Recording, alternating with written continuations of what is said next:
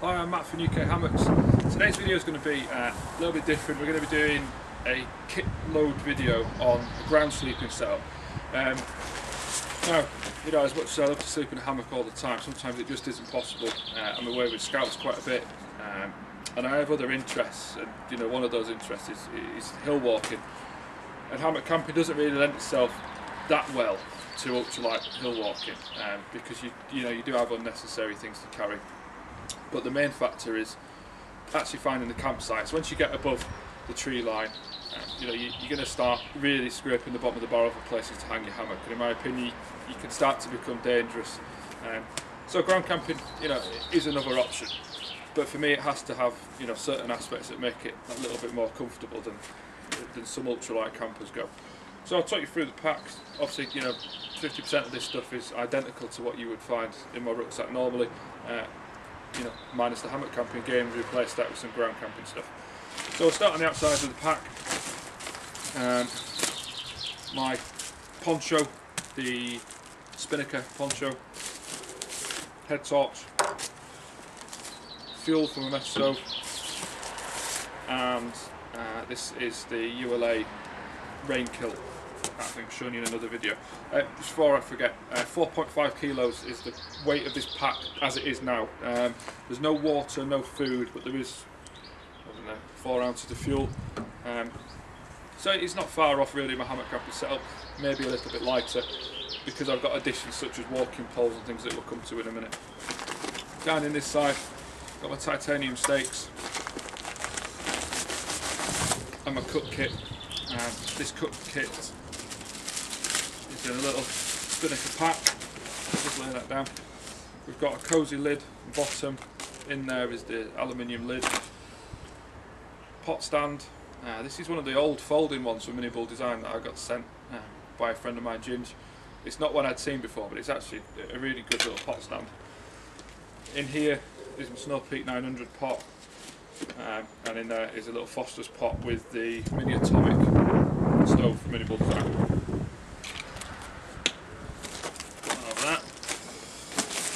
This side, Spinn bathtub ground sheet, and my kind of toiletries pack, which has got toothbrush, toothpaste, medication, toilet roll, you know, all the usual suspects are in there. Strap to the outside here, let's loosen this off. We've got my 2 Black Diamond Z-poles. One of these, you know, is imperative because that's how my shelter's set up. But obviously, you know, when you are hitting summits, these really do come in handy, unless you've got a dog to drag you up. 1 litre platypus bottle and a 1 litre Nalgene. On the back is a reflectic sit pad that can double as a cooking surface. I use it to set all my alcohol stove on and stuff. It stops me if anything were to scorch on the floor or catch, and it keeps everything kind of clean and off the ground. Inside the pack, which is again the Cuben Fibre Exo Pack Zpacks. I've got a sleeping mat, and I'll talk to you about that in just a second. This is the Zpacks Hexamid Plus tent, tarp, shelter. It's the one with the bug netting. And inside the compression sack, I've got, this is my tri bag out of my hammock, and I kind of leave it as it is. My clothing, obviously, we're getting into spring now, it's a lot warmer. I've got this kind of micro fleece wind stopper. It's an old Berghaus one I've had for about 10 years, it's brilliant. The down sleeves are still in here from the last trip. A buff and Black Rock down hat. I think in the bottom is a pair of socks. So the reason I leave it in this is because inside the Hexamid shelter there's a little hook in the middle, and I can hang that up above my head, so if I want to grab my hood or any other bits and pieces I can just leave up, you know, jump up and grab those. And something else I've been carrying recently is the Power Monkey Discovery, only because you all get upset if I don't reply to your emails so you can buy things. So just for you I carry this extra, got 200 grams worth of stuff. And then the last thing, Little down pillow, again it's the one out of my hammock, but it works equally as well on the ground. And my sleeping bag, this is the Western Mountaineering SummerLite bag. I mean, this is an amazing sleeping bag. So, you know, in comparison to changing things over from ground sleeping to hammock camping, you know, you ditch your hammock, you ditch your underquilt, you ditch your top quilt, and you ditch your tarp. I'm using a shelter, but I could use a tarp. Top quilt, the only reason I'm using this bag is I don't use this in a hammock, and it's such a fantastic sleeping bag that it works so well on the ground. So you could use your top quilt, but for this I'm using a sleeping bag. An underquilt you don't use, but you do need some sort of sleeping pad, which I've got. And obviously a hammock is that extra piece of kit that we don't need. Now sleeping pads can really range from very thin pieces of closed cell foam, and I've got some and I've used it, and I just really can't get on with it. And the compromise for me is I love hammock camping, and the reason I love it so much is because it's so bloody comfortable. To then put me on the ground, it's got to be really comfortable. So I use an Exped mat. I was recommended these by quite a few friends. The down version, the synthetic version. I went for the synthetic one. This is the 9 long and wide. Now I'm fairly tall and fairly wide, so this really is like sleeping on a single bed, and it's very comfortable. It's heavy, but it's very comfortable, and this for me is my trade-off for ground camping. You know, the weight I save by not having a hammock and having the extra weight of an underquilt, add those two together, and I'd say maybe 20 grams, but I'm carrying one of these. This weighs 41 ounces, just over a kilo, but it's a kilo of, you know, big fat 9 centimetres worth of comfort, so you can't go wrong with that for me. I think that's about it. That's the entire setup.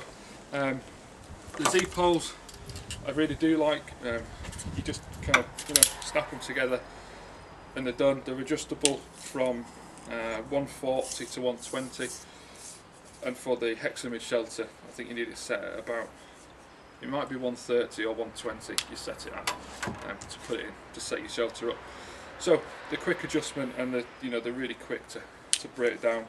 But as I said before, you know, these really are worth the weight in gold. I think these are actually quite a light set. I'd put these at around 400 grams for the pair, so they're not heavy by any means. I mean, you can go a lot lighter. You can go carbon fibre or you know, single one-piece poles. But I don't like to use them all the time. So because of the fold away, and I can put them inside my pack, makes a pretty big difference. But I think that's it. I'm going to get some photos, but I want to do a separate review on the Hexamid shelter. I'm actually waiting for the Cuben ground sheet to replace my Spinnaker one. But once I've got that, I'll do a separate review on this. This really is a good shelter, and it weighs absolutely nothing, but it's got so much room in it. You know, this is the plus. There's 3 sizes. You've got the Hexamid Solo, the Hexamid Solo Plus, and the Hexamid Duo. The Solo Plus has the same footprint size as the Duo, only it uses 1 trekking pole, so you've obviously got less room because of the apex of the, you know, the tent wall. But I think, and I'm not 100%, but this is under 200 grams, and you can't go wrong with that. It's all seam sealed up, so that's for me. I would rather carry this than carry a tarp. One, it's got the enclosed bug netting, so I'm not needing stuff like a bivy bag with a bug netting screening. If I'm talking to bivy bags, I'm waiting for a ptarmigan bivy from Titanium Goat to arrive. It doesn't have any bug screening. You can pay extra for it to bug screening, but I'm not going to pay somebody extra when I can sew one in myself if I ever needed to. It's got a steel nylon bottom and a breathable top. Again, it really, you know, single wall shelters, condensation is a problem. No matter how well you ventilate it, you're going to get some condensation in there. And I wanted something, because the SummerLite bag, for me, I rated that at about 2 or 3 degrees below freezing at max. So to up that rating a little bit, a bivy bag is going to take me kind of, you know, nearly 4 seasons on ground sleeping without, you know, then I can layer up with extra warm clothing. So there we go, guys. That's the ground sleeping setup. I don't think, well, there's one thing I haven't shown you, and that is a knife that I would normally carry, but that stays in my trouser pocket, which is the little Boca Plus Subcon 42, which is a UK legal carry non-locking blade, and I have that on me all the time. I use it for opening boxes, packets, cutting threads and fabrics, and, you know, everything else that gets used around the shop or, you know, around the house. So that's pretty much on my person all the time. You can put money in the clip and stuff like that. But that's it. So any questions, post them on the bottom. Just thought you might be interested to see something a little bit different, you know, more based ground sleeping than hammock camping. As you know, some of us do have to turn to the dark side every now and then to catch a couple of nights out. So I'll catch you guys in another video. Sorry it's been a while since the last one. You will keep buying things and keep you busy, so I can't complain. Take care.